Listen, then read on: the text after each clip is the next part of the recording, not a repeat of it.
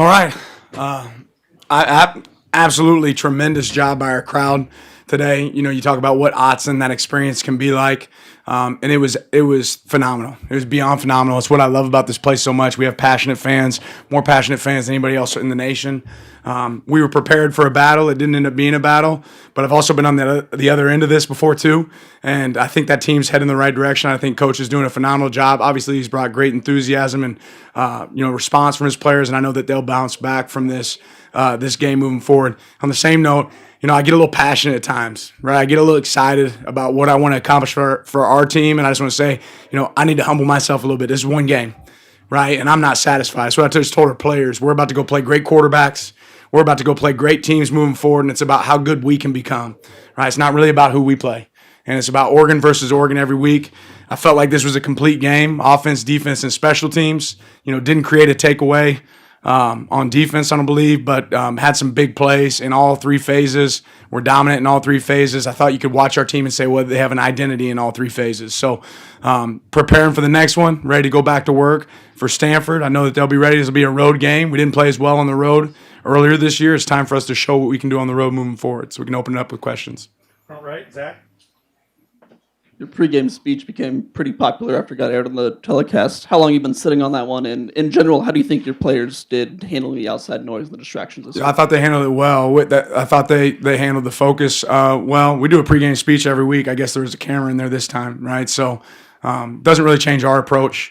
And we'll always have a message for our team. Sometimes it's to get them fired up. Sometimes we don't necessarily need the brimstone, right? But, our guys, there is no speech that wins games.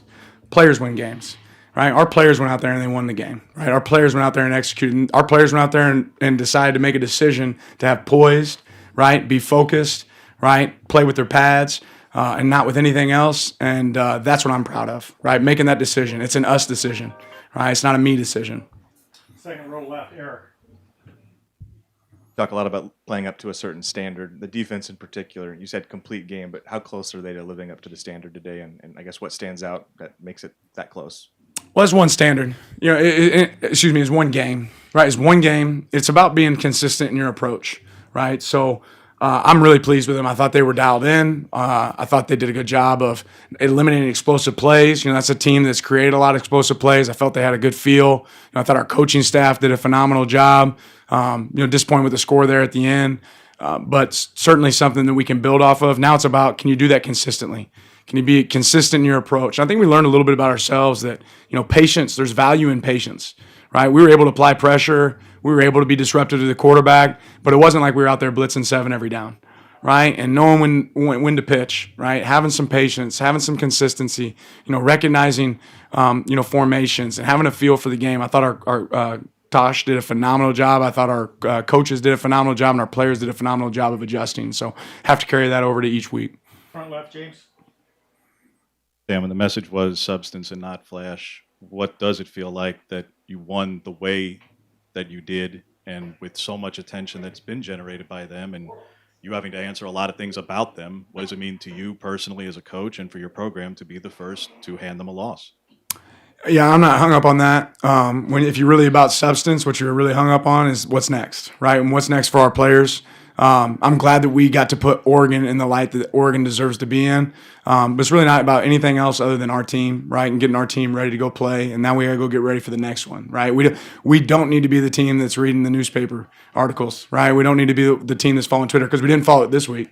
So we're certainly not going to look at it next week, right? We have to, again, humble ourselves, including myself, including our staff, and focus on what's next. Back right. Coach, 6 different players added up to the 7 sack total. Jordan Birch leading the way. What did you see from the pass rush unit today, and how were they able to affect Shedeur so well? Well, they haven't been a team really that's ran the ball. And so I think we knew that there were going to be pass rush opportunities. And like I said, it really speaks to the patience of when we do execute a game, let's, go attack. Let's go be on the move. And I thought our guys did a good job of that. When they don't have great balance, it allows you to be more disruptive in the pass rush game. It allows you to build your games, on the front more so for passing game than run game, right? And, I thought our guys did a good job of executing that. Middle left, Rob. No doubt a lot of eyeballs on this one. What impression do you hope think that Bo might have made on everybody who was watching? We got the best quarterback in the nation, right? I know that. I can see that. It's like, again, you see all the plays that he throws and all the plays he makes with his feet, but you guys don't see all the checks that he makes. You don't see what he does for this team. You don't see his leadership. He sent a text this morning to me that was like impactful for me. That guy shapes me, right? That guy makes me a better person, and we got that guy on our team, so we're so blessed to have him. All the way in the back, Matt. I feel like your team's being a little disrespected or not talked enough about just how good you guys are coming into this week? I don't care how much anybody talks about us, but if we can ever find fuel for the fire, we'll certainly use it. Back right, Ronald. All offseason, the defense talked about wanting to, set the tone and go out there and be feared as a whole. What do you feel like that statement was made, or what do you feel like the statement that they made today in their performance? Yeah, one game, right? And again, for me, it's about consistent approach. All right, can you do that on the road now? Right? Can you remove self-inflicted wounds? I think it creates belief when you have a game like that.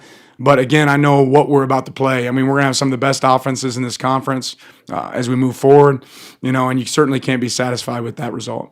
Back left, Ashley. Blue in the blue. Can you talk a little bit about what some of the new guys on defense have done for you, like Jordan Birch, Evan Williams, and Kyrie Jackson? Yeah, I think you look at our track record, when we bring a guy in, they normally can help us, right? And all those guys have enhanced us, just as much as they are good players on the field, they're good people. They fit our culture. They work tremendously hard. They don't really care necessarily what the rep count is, but when they get an opportunity, they take advantage of it. And I think all those guys have been tremendous for us and will continue to be. Front right, Zach.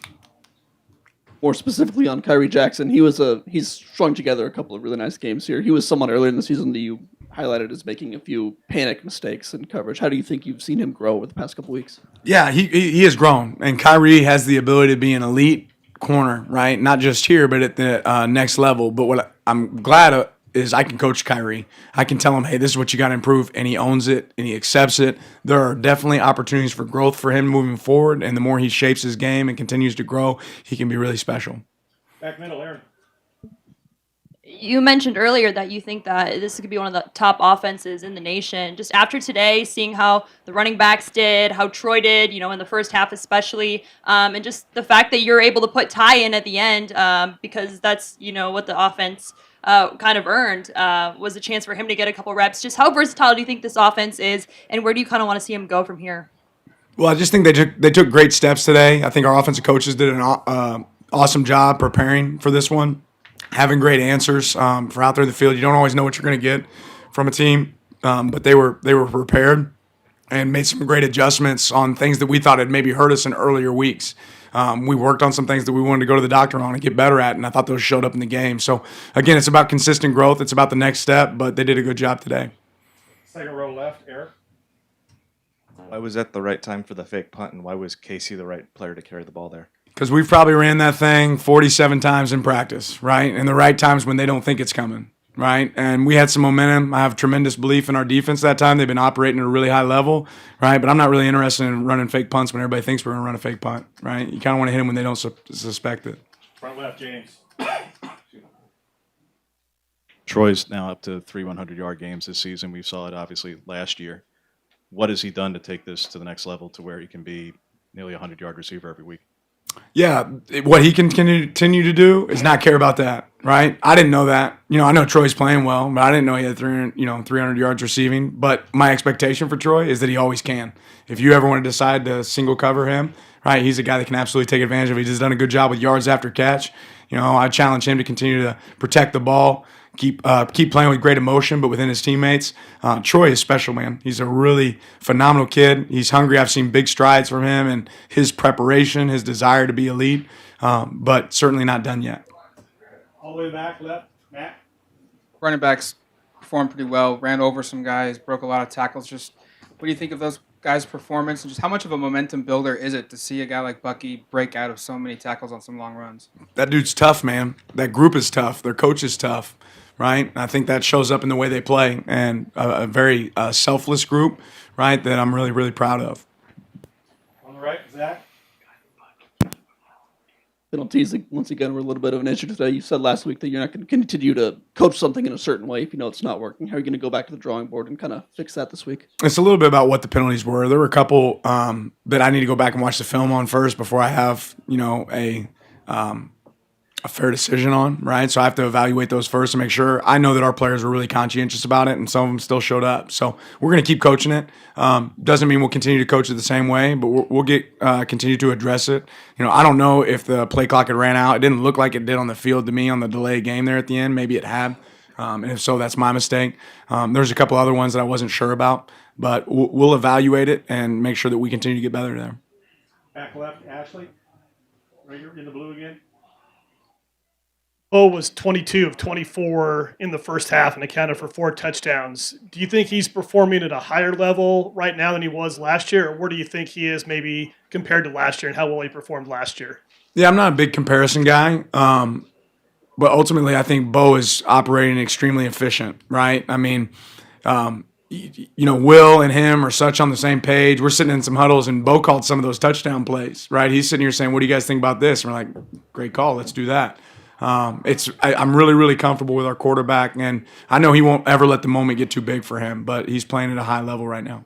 Front left, James. Any initial word on Noah Whittington? It looked like a left leg, left foot. Yeah, I don't normally talk about injuries, and I think there's still more to be decided here, but I think Noah's going to be down for a little bit, right? So I need everybody to say prayers for him. He's healthy, he's okay, right? But he's probably going to be down for a little bit, so need everybody to have Noah in your prayers, and that is a tough kid, man. A tough kid that we're really proud of and fortunate to have, and there are bright days ahead for Noah. I just don't know that we'll have him here in the next few weeks. Same roll on the left, Eric. For both sides of the ball, how you dominated the line of scrimmage, what that says about this team, and maybe any statements that were made. I just think it says if you want to have a winning team, a successful team, it starts up front, right? Every game starts up front, and it started up there for us today. All we have for you, Coach. All right, have a good one. Congrats on the win. Go Ducks. Go Ducks.